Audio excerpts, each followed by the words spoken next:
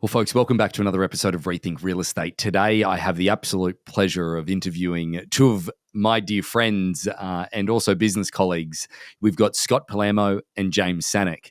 They run a business called Harcourts Desert Homes in Palm Springs in California. They're opening up a new office in Palm Desert, just down the Coachella Valley, closer towards some of these luxury estates and clubs that we're going to talk about today.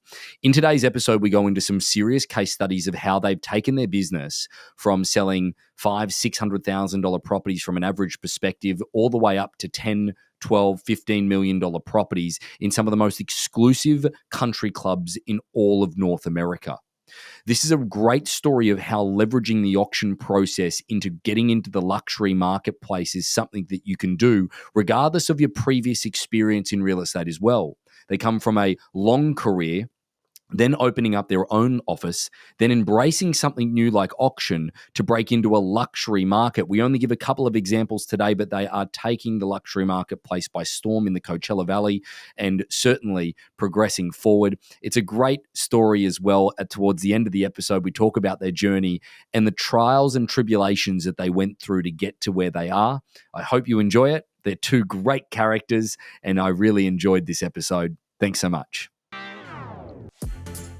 Welcome to ReThink Real Estate. My name is Ben Brady, and this is a real estate podcast aimed to deliver sales strategies, marketing tips, and business insights from industry experts and myself to build a listing-focused business for the future. Let's get into it. Well, ladies and gentlemen, I'm joined by two of my dearest friends through our real estate journey in North America, and it's a pleasure to have James and Scott on the podcast with us. Welcome to the both of you. Thank you. Hello. From Palm Springs. Do you know what? You guys don't realize this, but you're a little bit of, you both are celebrities in the real estate community, internal to Harcourts, but also external as well. The Palm Springs singing realtor, Scott, has definitely hit the international threshold of things. Whenever you sing happy birthday to me or something, or one of the team, is that we get so many comments on it that now everybody basically knows you in any real estate community that we're on social media with. I didn't know that. I guess I need to start doing more, not less.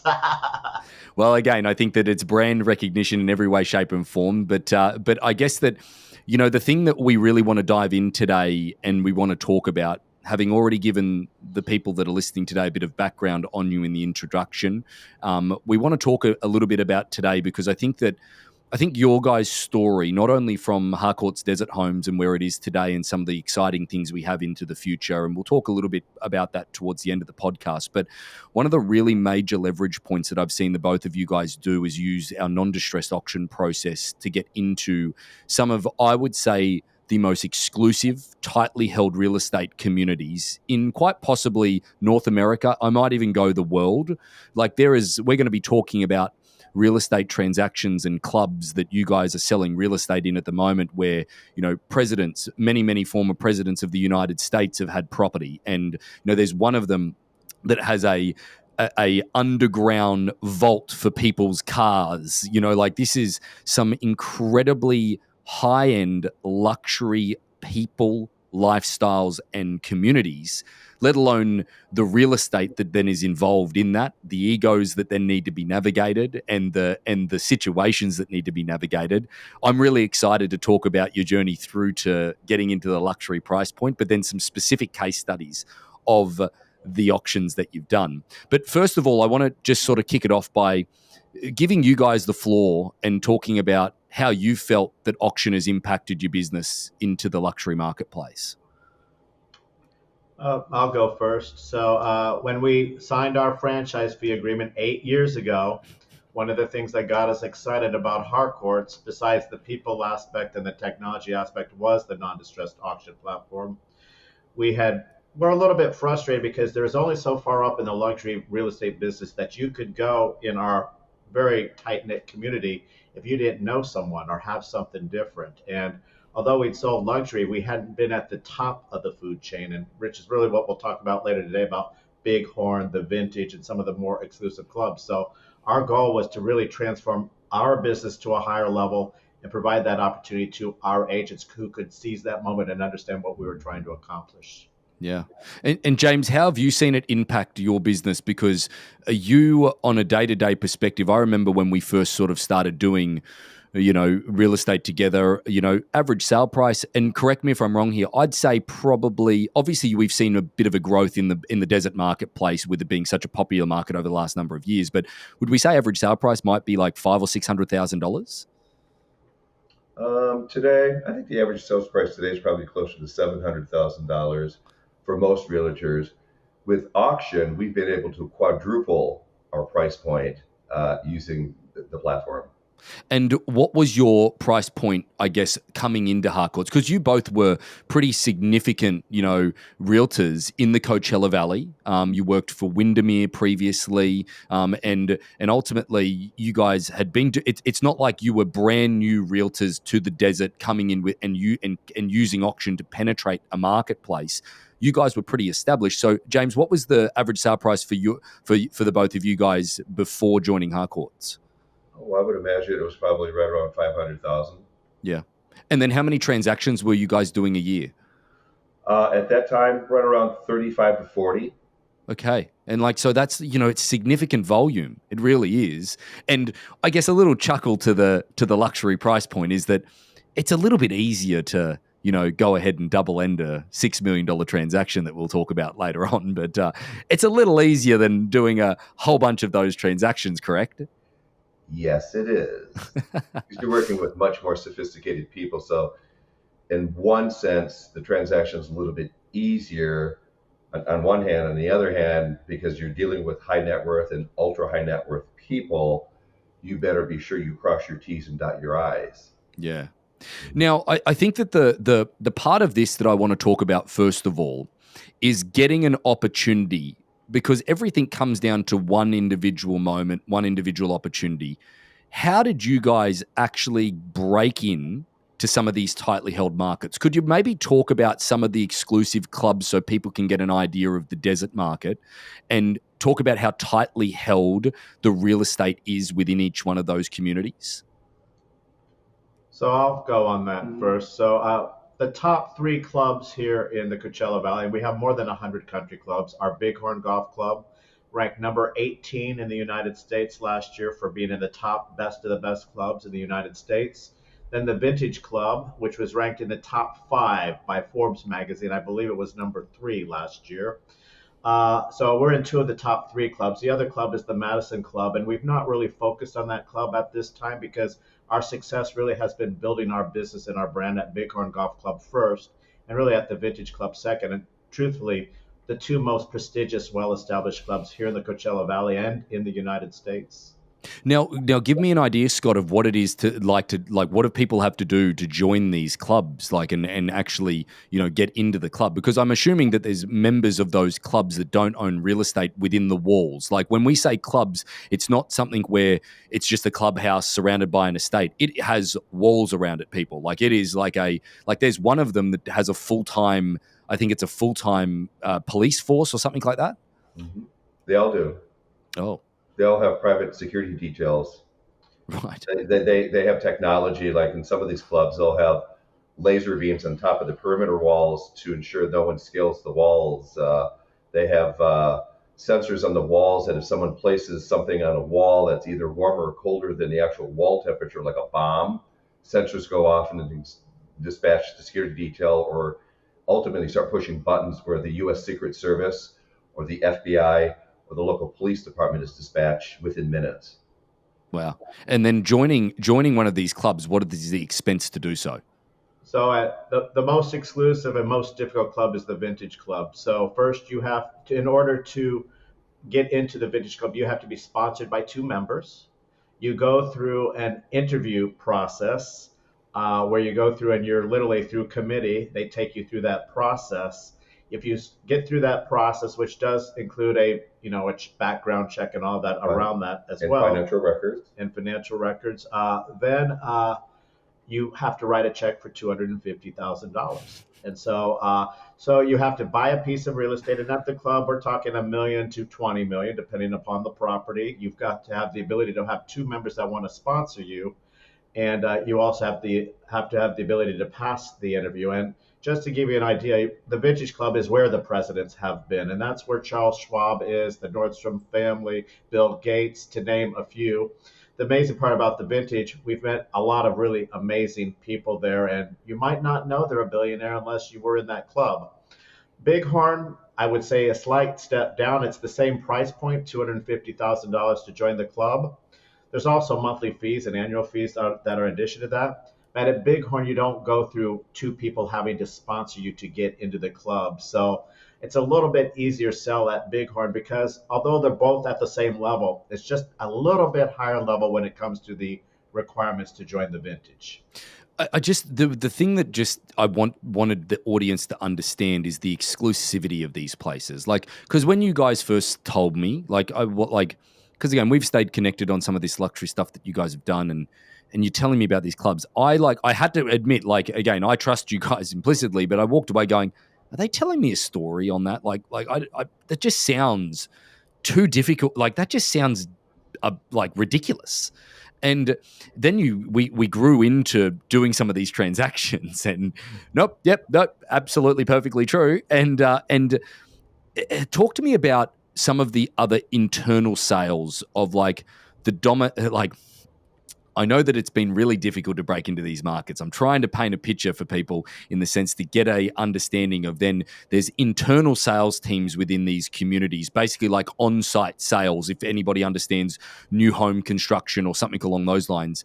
And to penetrate that marketplace has been really difficult because they're in the ear of everybody and all of that stuff. Can you talk to me about the exclusivity hold that those realtors have on those communities? So yes, to the on-site sales offices. So most of the luxury clubs do have on-site sales offices, and because they coordinate, they have parties. There's all kinds of things that focus on the on-site sales office, and there's also pressure that the on-site sales offices may put down on their club members, basically expressing to their club members, we might not show other out-of-area agents listings if they're not our own listings. So they put a lot of pressure on club members to really keep realtors like us out of the club when it comes to the listing side of the business. They don't mind on the buy side. They like that, but they're very, for lack of a better word, territorial on that. They also have part of their sales proceeds go into the support of clubs. So sometimes club members feel compelled to do that. Yeah. Yep. The other issue that we found is that sometimes when you have an entitlement type situation with an on-site sales office, they're not doing the same work that a team like James and myself do when it comes to launching a property. They'll minimize the photos, they'll minimize everything. So they're not providing the same high level of service to their sellers because it's almost viewed as this is my business or this is an entitlement. So we've really come to work with the on-site sales office to build our relationships with all of them so they don't feel that because they're still doing a majority of the business. We're just getting a snapshot, and we just want to have that piece of the pie as the plan B. Yep. Often as well. So talk to me about this then, and I think that it's an important point to now segue into where the auction has come into really getting you guys in the door. James, with the properties that you've done in the Vintage and Bighorn, have those properties been properties that the on-site sales team have had previously, and maybe because of a bit of complacency or maybe not having those traditional real estate thoughts or marketing thoughts or things along those lines, they haven't been successful through the traditional element, and then you've gotten in the door with auction? That's exactly right, Ben. Many times the on-site sales office will almost artificially increase the list price to maintain a certain pricing integrity within the club. And many times their listings are overpriced, so they do not sell. And then after 2 years in the market with one listing and 5.5 years on the market with another listing, the sellers get seller fatigue because the property's not sold and they've got their carrying costs. And so with auction, it provides us the opportunity to get our foot in the door, to have a different conversation with them, how we're different and how we would go about marketing their property by lowering the price and doing an extreme amount of marketing. When I say extreme amount of marketing, in comparison to what the on-site sales office does, for instance, many times they only put 5, 6, or 7 photos online of the property. Yeah. Maybe a 2-sentence description of the property, basically saying, call the on-site sales office, where we, on the other hand, will do 50 photos, we'll do virtual tours, we do an agent introduction video to introduce the property to the marketplace, and we do considerably more marketing. So when sellers see that we're producing and selling their properties in a short amount of time for top dollar, that only helps us because then they share their experience with other club members as to their experience, because what we've learned in the last 3 years is there is a growing minority Yep. of homeowners at these clubs that want a plan B. They want a different option to work with because they're not necessarily beholden to working with the on-site sales office. It's amazing. It's like one of those theories, and it's one of those pictures that you sort of see a seller's eyes light up when you say that about the auction process, is that, hey, with all due respect, the best property in the world will remain unsold even if you spent millions of dollars on marketing if the price is wrong. It's kind of, it's one of those things that, at the end of the day, not only do you guys then with the auction process get to certainly market the property, kind of removing price away from the equation, but second to that is that with the auction process is that you cast that net so much further that then it actually highlights the property even better from that perspective. Now, I guess that I want to break into some individual case studies here, and I want to talk about starting off with how you got your foot in the door, how auction assisted you guys, how we got the property sold. And I want to start off with the property at 200 Palm Ridge in Palm Desert. Okay. Can you guys give us a little bit of background on that property? Scott, maybe you could give us an introduction to how it came to be and how it all happened. Well, first we have to thank the Green team for helping us out with that, Justin and Chad. So they had made a call and had established a relationship along with Bill Pasqualiano with the seller. And the seller had the property listed for sale, and it was more than a year process of building a relationship with the seller and truthfully not coming after the seller to take away a listing from the on-site sales office, but to build the relationship so if he ever needed a plan B.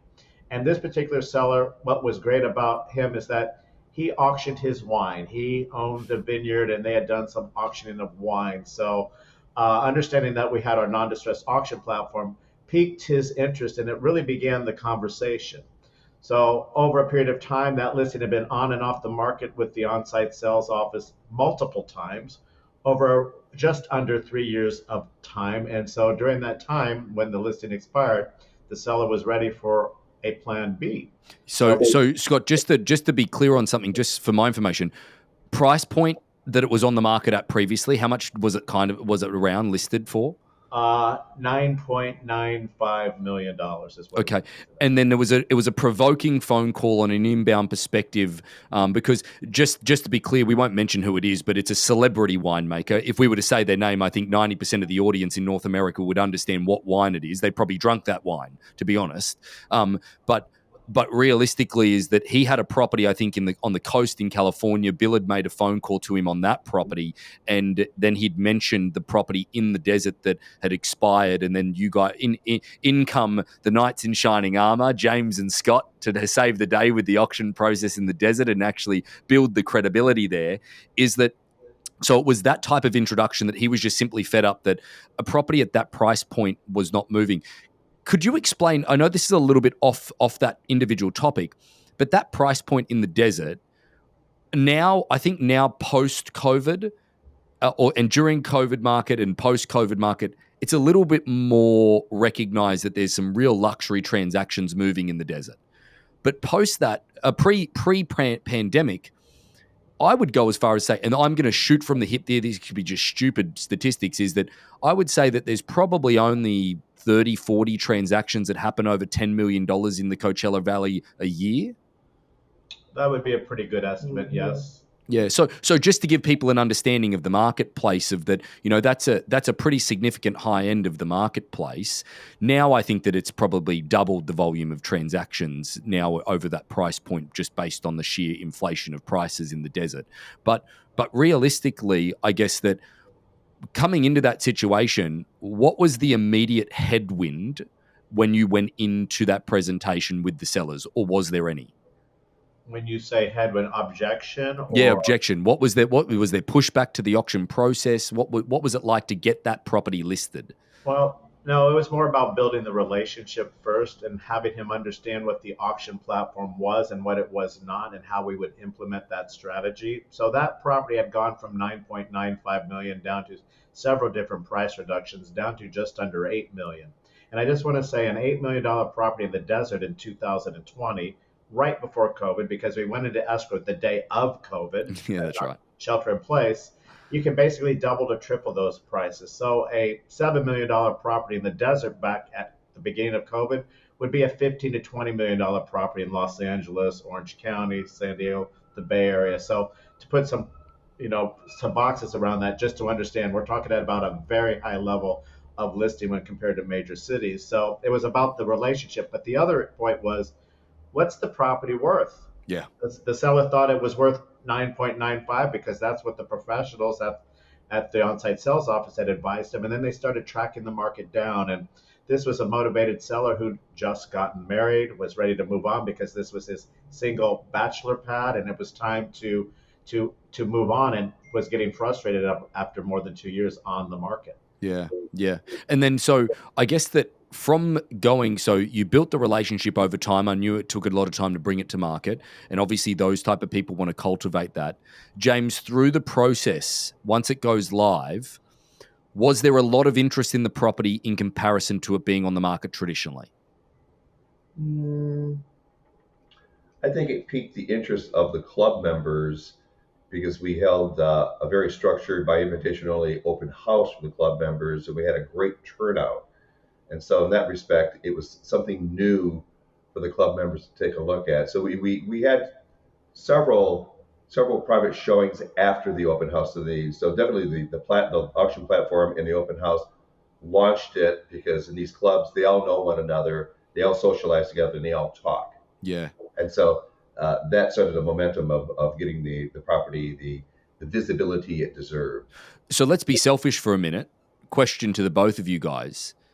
Using this as an opportunity, because it being different, to provoke conversation, to provoke the club members, the residents of the community, to come in and talk to you guys about it. What would you say was the residual income, or what do you think that gave you guys, if you were going to quantify it into dollars? That you might not have exchanged any of these dollars at the moment, but the people that you met and the possible future business out of the people you met, would we be talking $100 million worth of real estate? I haven't thought about quantifying it at that particular level because since that transaction, there's been so many Yeah. at the high end. Because once you break into the fraternity and sorority, they start paying attention. So that open house gave us the ability for all the club members that might not know who we are, who would hear whatever they'd heard through the rumblings through within their own club community. Who are these guys? We don't know them. We've never. Who's Harcourts? What's Yeah. all that? Yeah. Yeah. Gave us the ability to set a foundation within the club to build trust and respect within the community, so that truthfully, once that property did close, we now had a reputation, and that began our journey in terms of really beginning to not just develop our business at Bighorn, but at the Vintage and other luxury clubs. So we want to quantify that now into dollars. I think 100 million. I don't think we can, I don't look at it in that type of respect. I look at it more in the value is unlimited because it continues to feed our business. And every year, That's a good point. That's a really good point. 2022, most realtors suffered. James and I had our best year in our entire 24-year real estate career. So we knocked it out of the ballpark, and part of it was the focus on the luxury brand.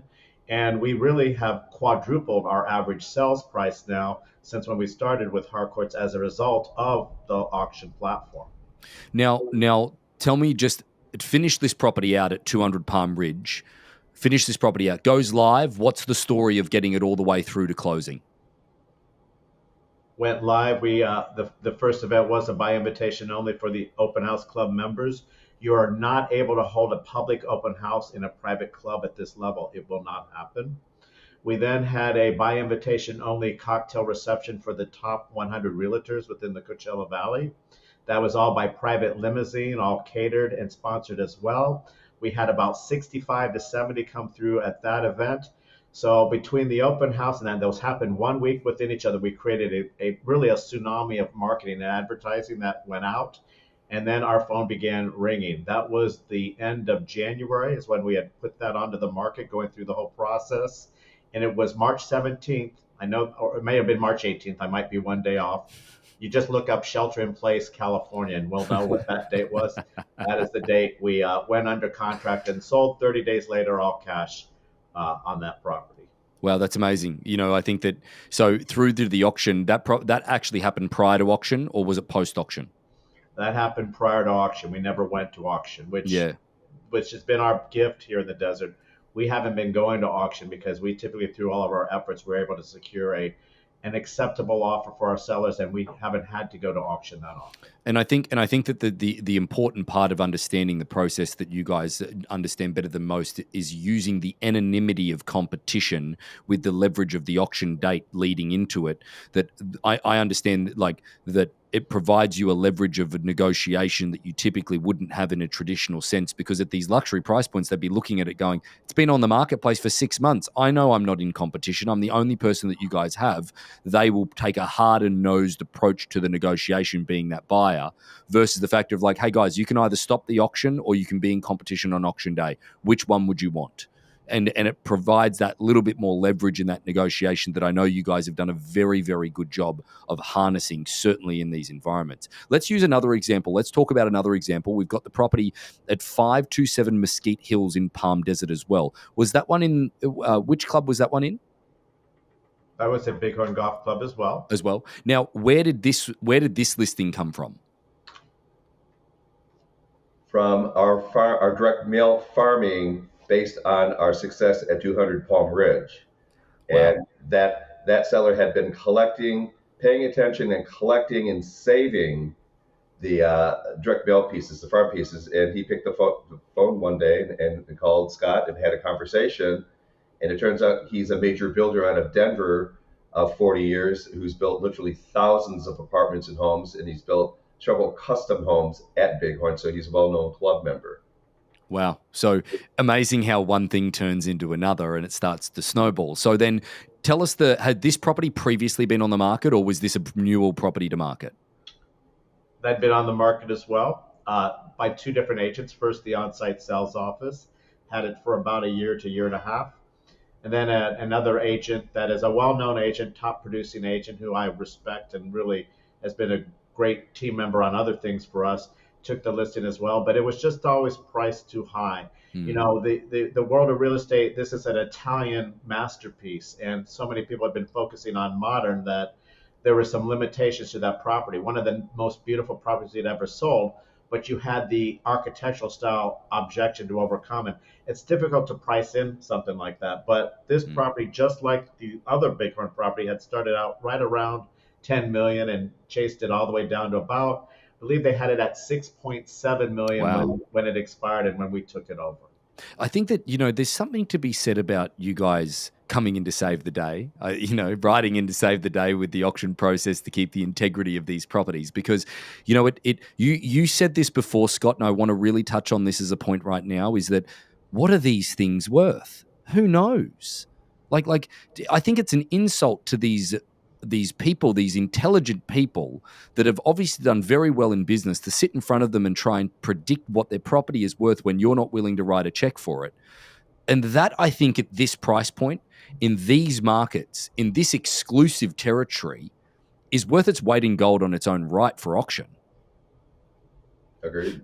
So tell us about this one. As it comes onto the marketplace, what was your bidding to start from price on this property in Mesquite Hills? 4.5 million. And then, so tell us the journey of this one. When did it sell, and how did that process go?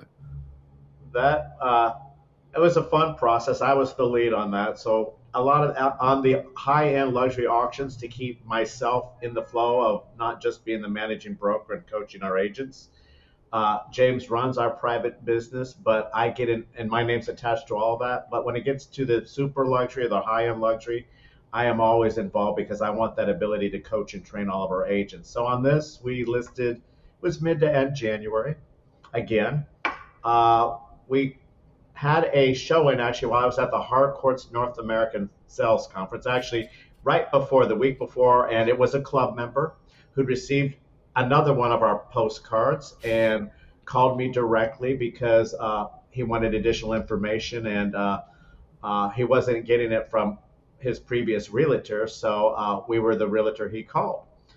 And I took him on his first tour, and then a week later, he wanted to go back again. And one of our agents, and I got to do a shout out, Miss Cindy Beach, who's kicking it right now, went there, and she actually helped take him on the next tour and look at the furnishings and all that. So we were running numbers and market analysis because one of the things I like to share about the auction platform, we have the ability to double end more because a lot of realtors are lazy, not professional. They won't run the numbers or they just won't call us to get that. So we look at the valuation of a property about 7 different ways. And one of my areas of expertise is numbers. And so the same analysis I shared with the seller, since we were going to be double lending this property, the buyer decided that James and I were the experts and he didn't want to work with his previous realtor. He wanted to maintain the relationship we had with him.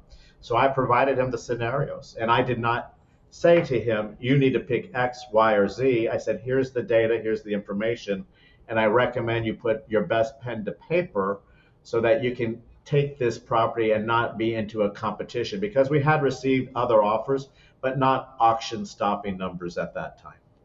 And those other offers had obviously helped educate the client on the marketplace a little bit, because my understanding was, Scott, they'd never even seen an offer. They had not seen an offer, and they'd seen very few showings as well because the architecture wasn't in the modern mold. This was a $7 million home that they built 10 plus years ago with pieces from around the world. So this was such a unique property, but you don't always get back what you put into the property, and they had the use of it for 10 years. And you can't change Italian masterpiece to modern architecture. It's just not in the realm of possibility. No, it's not. No, it's not at all. But then tell me about the third case study that I wanted to run through. James, were you the lead on Quail Lakes? No, Scott was on that one as well. So tell us about the situation of where 74300 Quail Lakes Drive in Indian Wells came from. This is a different community to Bighorn, isn't it? Yeah, this is the Vintage Club. So this is the most exclusive club in the desert. Yes. Yeah, and also in the top 5 country clubs in the entire United States. So tell us how this one came about. This one of our agents, one of our brand new agents, family, Jermaine Wright, shout out to Jermaine Wright if you're watching, had this opportunity, but she was brand new into the business. And so Jermaine's family opened up a door for a conversation on a listing that had been on and off the market for 13 years. So all the way back to 2008 when the real estate market had crashed the last time. And they actually had an offer at that time in excess of $13 million for this property. Jesus. Wow. And it's a 15,000 square foot estate. It was the last estate that Mr. Steve Chase, a very well-known interior designer worldwide, had done. So it had a lot of great history to it. So when the market crashed, that $13 million buyer disappeared. And so the estate had to learn an interesting lesson. And as 2008 became 9, 10, and 11, they went from $11 million listing down to a 9.9 listing. And there were, I don't remember exactly, about 7 different realtors. Most of them I know who had experience getting this done, but nobody could get it done. And when we brought it on board, the last offer on the property in 2000, and don't quote me exactly, I wasn't the agent, right around the 2017 timeframe had been right around 7.5 million. And the estate had chosen not to take the 7.5 million because they were still licking their wounds from the $13.1 million offer from behind. So it's hard to comprehend that an estate at this level, it was an amazing estate, could drop in value so significantly, and that no one can truly appreciate what this property really was. Can I try and get your thoughts on that then? Just that, let's philosophize about real estate for a second, not this individual case study. James, what is your thought about what it does to a property to sit on the marketplace for that long, the reputation or the tarnishment of that reputation of that property, regardless of whether it's still a beautiful property or not? What are your thoughts around that? sadly, it becomes a bit of a white elephant, and it's kind of everyone knows about it, and everyone basically ignores it. So when we took the listing, we knew we had a big snowball to push up a hill to create the excitement and create a momentum, and so we had to think outside the box with that, didn't we? Could you both imagine sitting there as a traditional agent being called into actually that appointment after it's been on the marketplace for that long, and then sitting in front of them, and they go, "Well, what are you going to do? And what are you going to do differently?" The honest answer to that would just be absolutely nothing. I'm not going to do anything differently. I'm just going to try it and hope that my timing is good. That's the honest answer. Imagine sitting there without auction and actually having to justify that you're going to do something different. Right. But you can't, because the other way to do it is, it was my first broker, Mr. Jerry Premack, said, price fixes everything. Well, price wasn't fixing everything on this particular listing because of this long, long history attached to it. And there's nothing wrong with the property itself. It was just 15,000 square feet of a 1990 property that needed a major rehabilitation to what we live on today. But the materials, there was nothing wrong with it. There was just going to be a lot of money and time in order to get that property to the next level. And who wants a big giant project? If you can afford a $5 million property, you might be finding the done $5 million property, because where we live we live in a place you choose to live. You don't have to live in the desert. Our clients are wealthy, high net worth people that these are second, third, and fourth homes, so they don't necessarily want another project. No, that's right.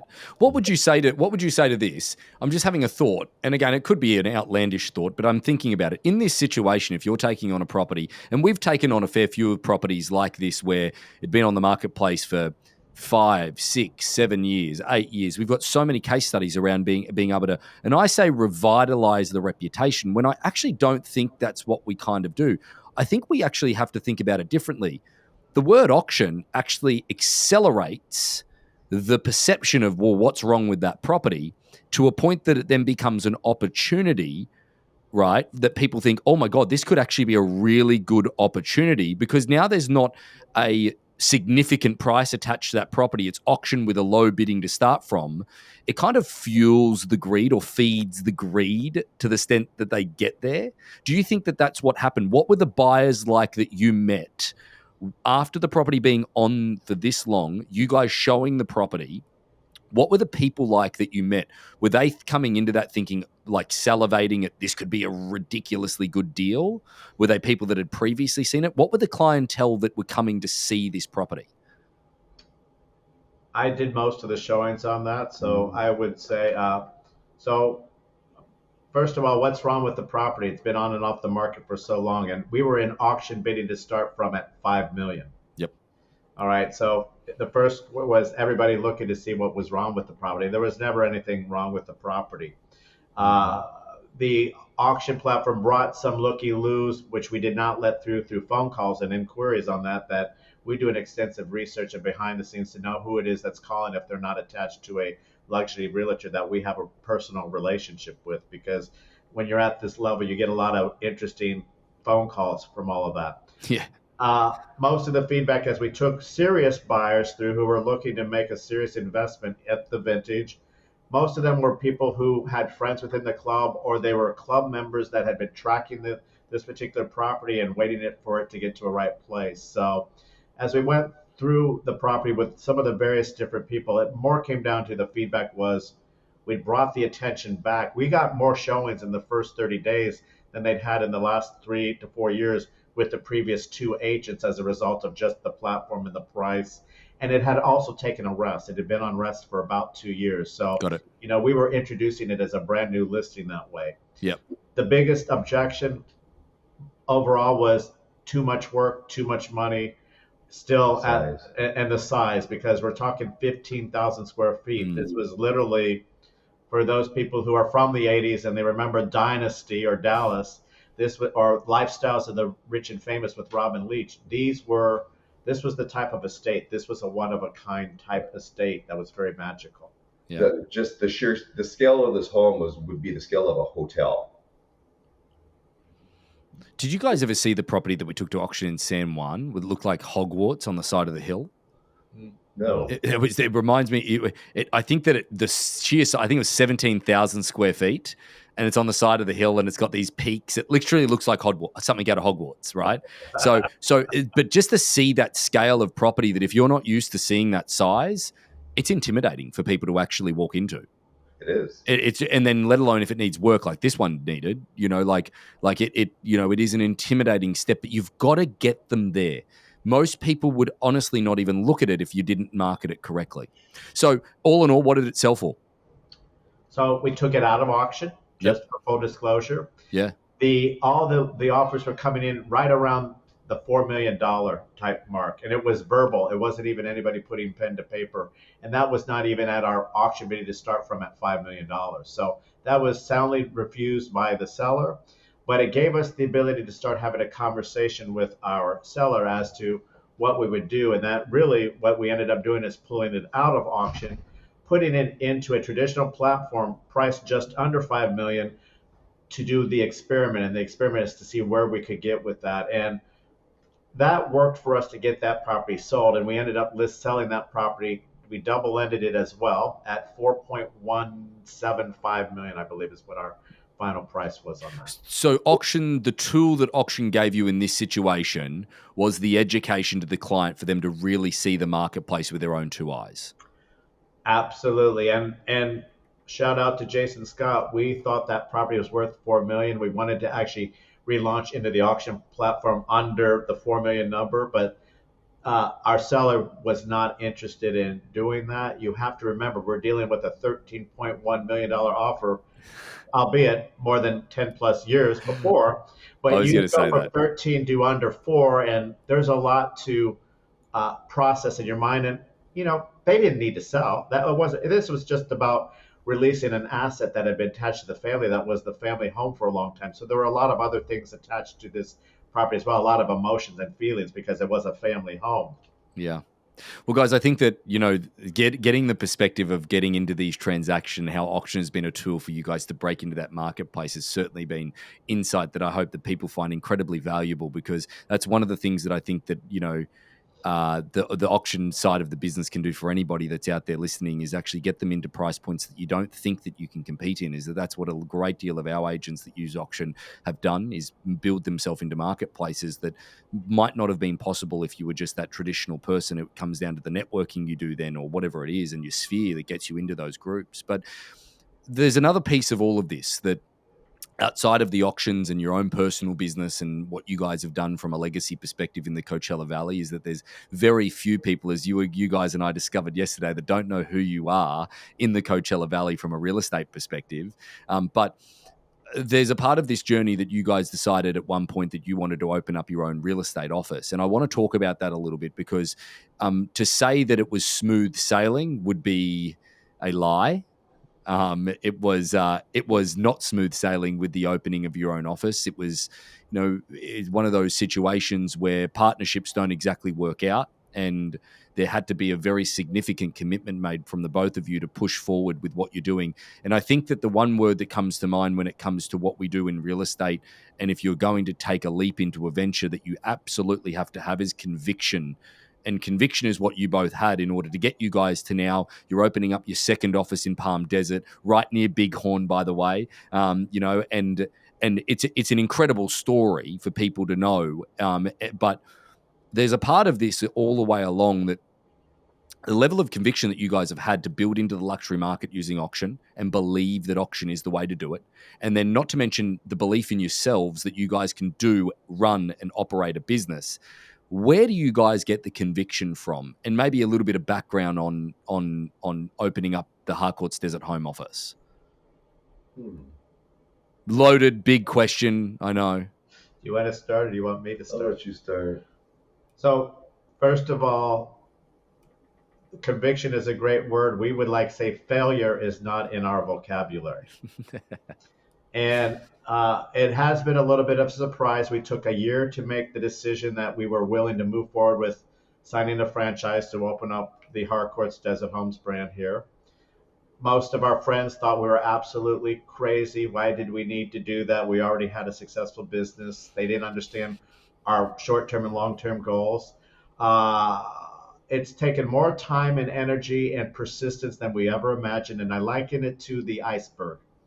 And for anyone who's seen the iceberg, all we see is the tip of the iceberg, and The success. the bright shining star. And James and we're a power couple. We've been together for 34 years. We've been through peaks and valleys. We've been through real estate markets that have been great and not, and we've made a lot of decisions. But truthfully, this was the hardest decision we ever made. It's taken more of our time and energy and pure focus to always believe in ourselves. And we really believe in the power of our manifestation and our focus on all that. And each time through the dissolution of our business partnership 2 years in, when we realized that we were not in alignment with our vision for the company, and going through what that meant financially through attorneys and buyouts and all that type of stuff, to literally 2 years in starting all over again with our vision.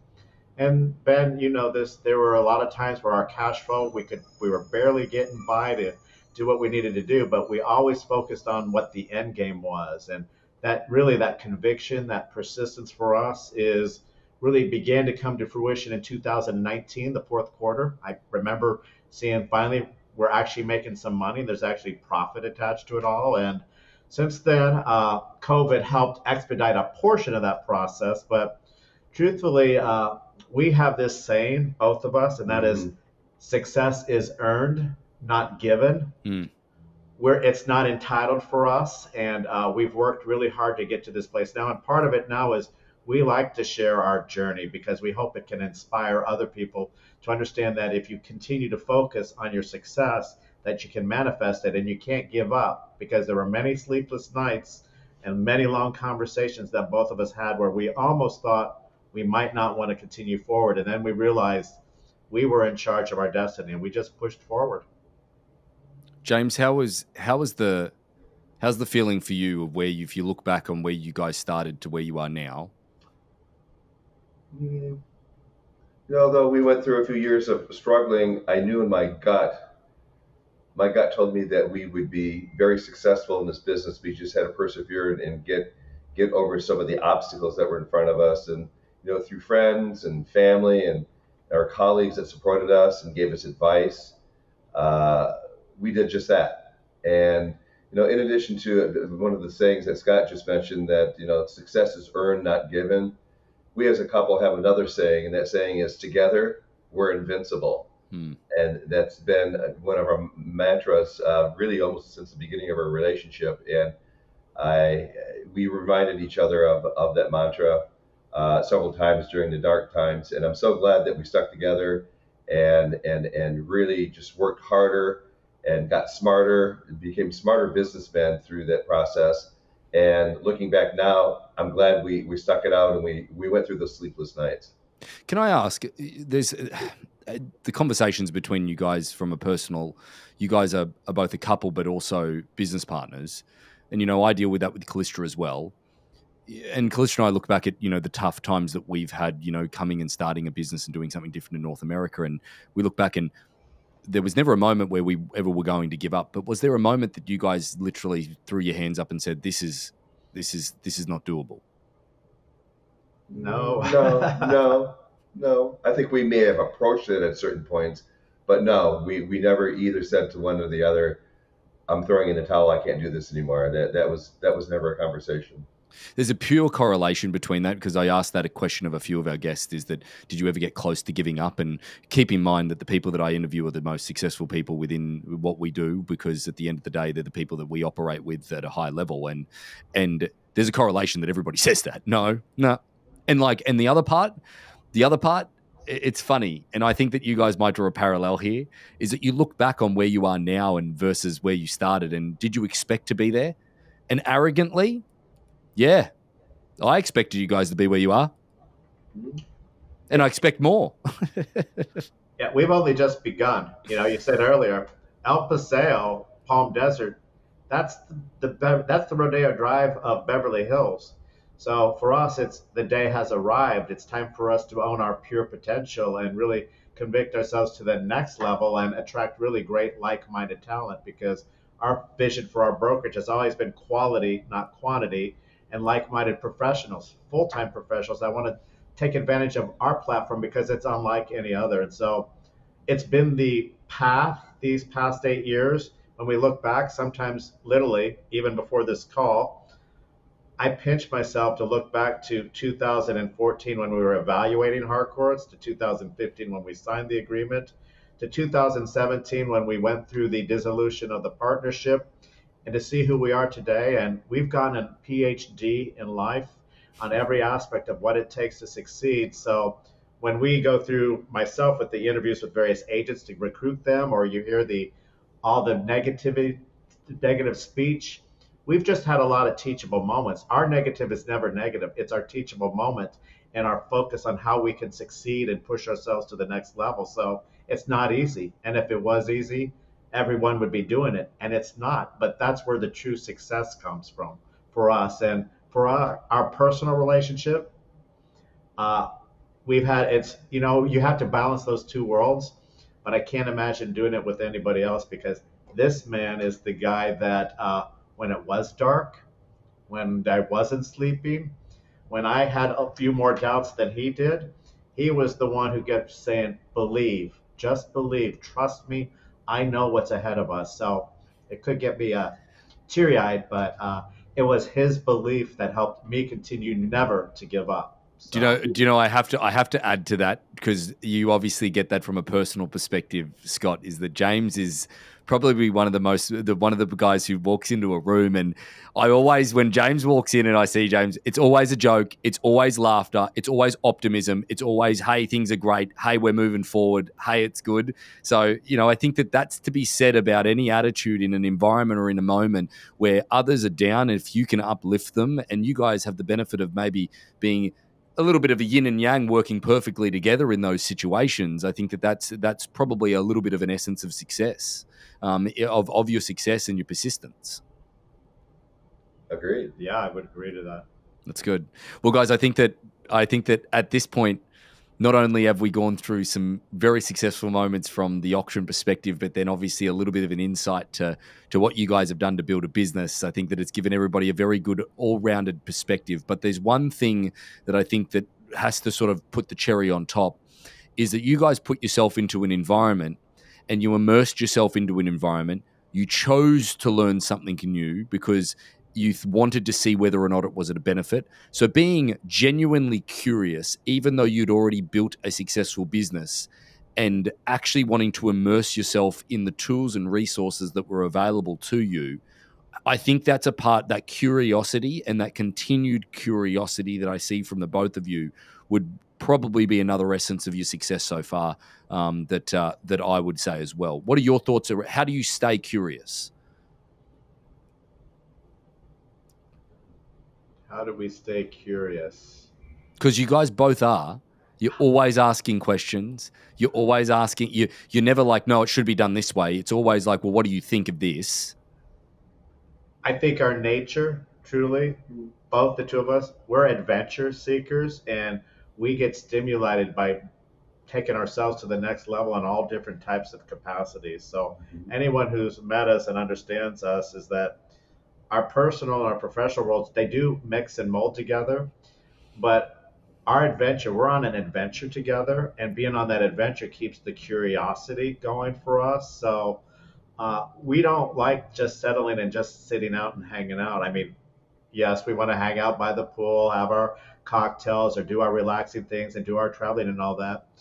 But part of the success of our personal relationship has always been inspiring each other to the best level, both personally and professionally. So that was part of the reason why we purchased the franchises. We were a little bit bored just selling real estate. And when we were looking at the Harcourts opportunity, and I have to say it's been a village. And Ben, you have been part of this. Rob Ford has been part of this. There's been so many people. Our success has not been just the two of us and our focus. It truly has been our village that's been there. And they've seen the transformation. I mean, those people who know our story truly understand that we've overcome a lot of different obstacles to be where we're at today. But part of that too has been our inspiration in each other to always take each other up to a higher level, because why would we want to go in the reverse? Yeah, That's fair. not who we are. Mm-hmm. So James, your days in IBM in that corporate world, you were a pretty high-flying executive in the IBM world, and traveling all over the world, dealing with accounts like Toyota and some. James has got some great stories. If you've got the time, guys, it's absolutely great after a couple of glasses of champagne to listen to him with the couple of stories that he's got in the corporate world. But have you brought any of that over into real estate? I have. When I left IBM to join Scott's business 20 years ago, I brought my knowledge of systems and checklists and SEO strategies to our web technology, and really the IBM training of how to qualify a prospect, or maybe how to disqualify them, taking different angle and using psychology to basically elicit the true sense or the truth from the prospect, and to ascertain whether or not they're worthy of my time or our time together as a prospective client. And when you do that, and it is more involved than what I'm explaining here, your client is more attracted to you. They'll listen to you. They'll take your advice right out of the gate. And when you qualify them a certain way, and so it's really that the corporate world really prepared me for this business is real estate, and in hindsight now as a broker owner. Absolutely. Well, guys, congratulations on all of your success. I'm excited to be part and watch the journey all the way through. And thanks for joining us on ReThink Real Estate. It's our pleasure. Thank you, Ben. So about 75% of our audience hasn't liked, followed, or subscribed to our podcast. It would mean the world to us, and it would help this podcast more than you know to expand our reach if you were to like, follow, or subscribe on any of the platforms that you're watching or listening on. Thanks again.